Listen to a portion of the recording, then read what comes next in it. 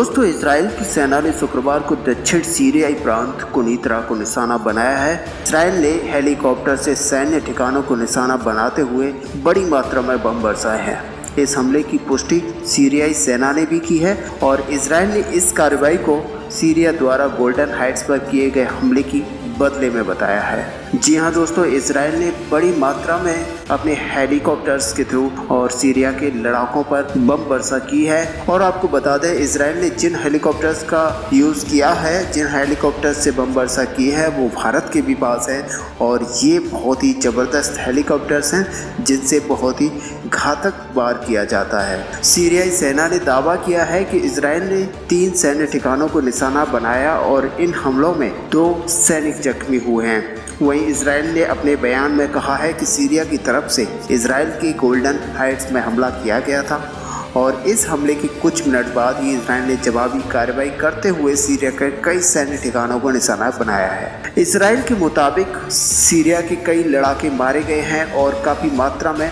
नुकसान हुआ है। वहीं गोल्डन हाइट्स पहाड़ी इलाका है और यह क्षेत्र इजराइल, लेबनान और जॉर्डन देशों की सीमा पर स्थित है। यह इलाका रणनीतिक और राजनीतिक रूप से अहम है।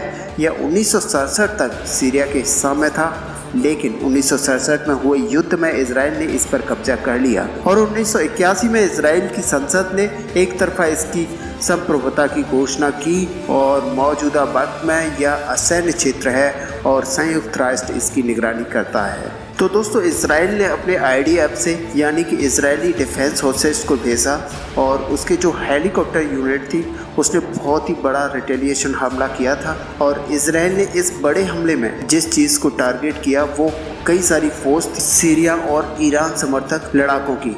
और इस हमले में दोस्तों बहुत सारे लड़ाके जो थे उनके घायल और मरने की खबरें आ रही हैं और कहा जा रहा है कि इस हमले में इस्तेमाल किया गया हेलीकॉप्टर अपाचे हेलीकॉप्टर था।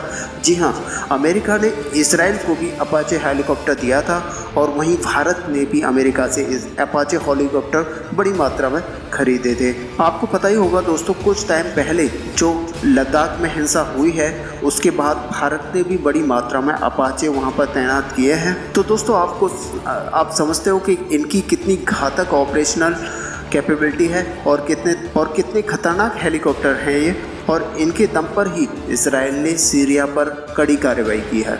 हालांकि इस हमले के बाद अब मामला और ज़्यादा गहराता जा रहा है और कई सारे छोटे मोटे अटैक देखने को मिले हैं। वहीं विशेषज्ञों का मानना है कि ऐसे ही छोटे मोटे अटैकों के बाद एक बड़े युद्ध की तरफ सीरिया और इजराइल जा सकते हैं, क्योंकि दोस्तों आप इतिहास को देखो या जो भी बड़ा युद्ध हुआ है वो पहले छोटे छोटे युद्धों से ही शुरू हुआ है और उसके बाद उसने बड़े महायुद्ध के रूप में अपने आप को विकराल रूप दिया है। तो चाहे दोस्तों ये 6 डेज वॉर हो या वर्ल्ड वार 2 हो, वर्ल्ड वार 1 हो, इसी तरह से ये युद्ध स्टार्ट होते हैं। तो आने वाले समय में दोस्तों ईरान भी अगर इसमें कूदता है तो ये चीज़ बहुत तेज़ी से आगे बढ़ेगी, क्योंकि जॉर्डन वैली को कब्जाने का प्लान इजराइल का अब अगले महीने का है, जो 10 से 15 दिन बाद इजराइल फिर से जॉर्डन वैली को कब्जाने के लिए कार्रवाई कर सकता है और इस पर पूरा मिडिल ईस्ट नजरें बनाए हुए है।